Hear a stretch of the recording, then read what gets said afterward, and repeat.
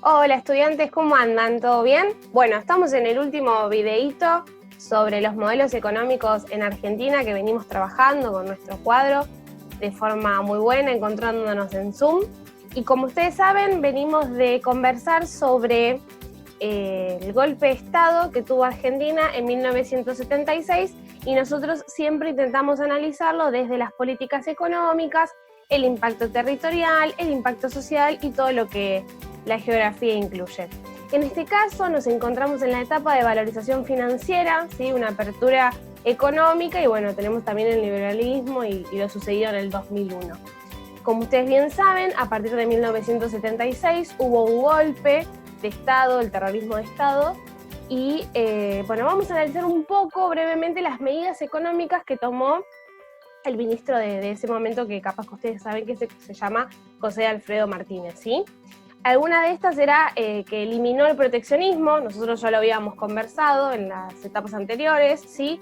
Hubo una masiva importación de productos, ¿sí? Productos industrializados, entonces eso afectó a la industria nacional, a la industria argentina, quebraron muchas industrias, además, bueno, hubo cierre de fábricas, hubo desempleo, hubo un gran endeudamiento externo. Nosotros tenemos que comprender que todo esto siempre le pega a los factores más vulnerables, ¿sí? En este caso los empleadores, quienes trabajan en las fábricas, ¿sí? Nosotros veníamos conversando de que se empezaron a sentir las clases sociales, bueno, acá obviamente la sociedad estaba cada vez más dividida. Hay una desaparición económica del Estado, ¿sí? Se reduce el papel del Estado, tenemos las privatizaciones, y un dato no menor es que, ¿por qué esta etapa se llama así, no? La etapa de valorización financiera. Brevemente les comento que era mucho más rentable, ¿sí? Hacer inversiones financieras, ¿sí? En bonos, en títulos, que hacer inversiones productivas, herramientas, equipos, maquinarias y demás. Bueno, venimos de un contexto en el que Argentina intenta desarrollarse industrialmente. Obviamente no estábamos como para competir con los países del primer mundo, pero bueno, capaz que cubríamos las necesidades del mercado interno. Sin embargo, con todas estas cuestiones que venimos conversando, se complica un poco, ¿sí? Así como ustedes saben, tenemos el golpe de Estado de 1976 hasta 1983. Entonces vamos a conversar un poco sobre las medidas económicas en tiempos de democracia, ¿sí? Algo que sucede muy importante, que lo podemos localizar como contexto internacional, que está en nuestro cuadro, es, acá ustedes lo ven arriba, está el Consenso de Washington, ¿sí? En 1990, ¿sí? Que es un documento que resume las aspiraciones neoliberales. De todas formas, en el cuadernillo lo tenemos ampliado un poco más, pero es sumamente importante. Y en cuanto al contexto nacional, ¿sí? Tenemos el plan de convertibilidad, la paridad entre el peso y el dólar, la privatización de las empresas públicas, hay varias reformas administrativas y públicas, hay una descentralización del Estado.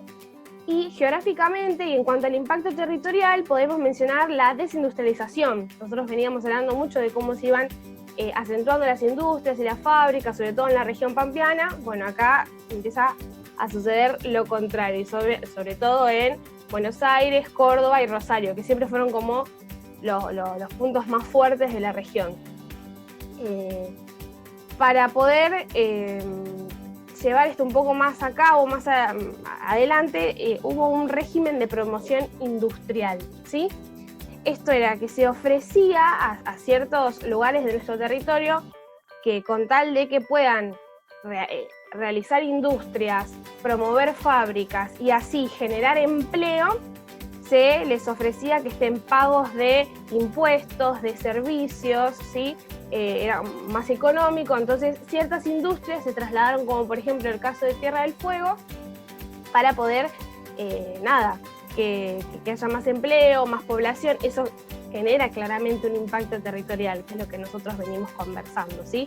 Se privatizó el ferrocarril, entonces recuerden cómo fue cambiando el mapa del ferrocarril desde que nosotros arrancamos en el modelo agroexportador, ¿sí?